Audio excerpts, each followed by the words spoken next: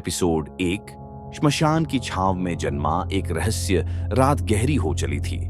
गंगा किनारे श्मशान घाट पर सिर्फ चिताओं की लपटें जल रही थीं।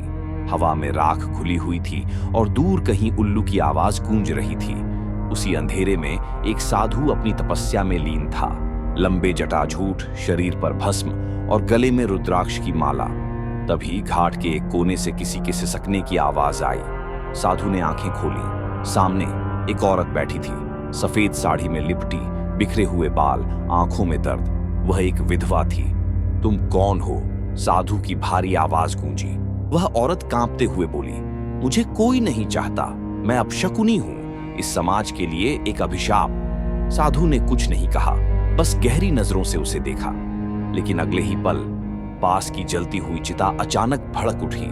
हवा में एक अजीब सी सनसनाहट गूंजने लगी। विधवा घबरा गई। साधु ने सिर झुकाया और धीरे से कहा, तुम्हारा आना संयोग नहीं, कोई संकेत है। अगले एपिसोड में कौन थी वह विधवा और क्यों श्मशान में उसके आते ही लपटें तेज हो गईं? जानने के लिए इंतजार कीजिए एपिसोड 2 का।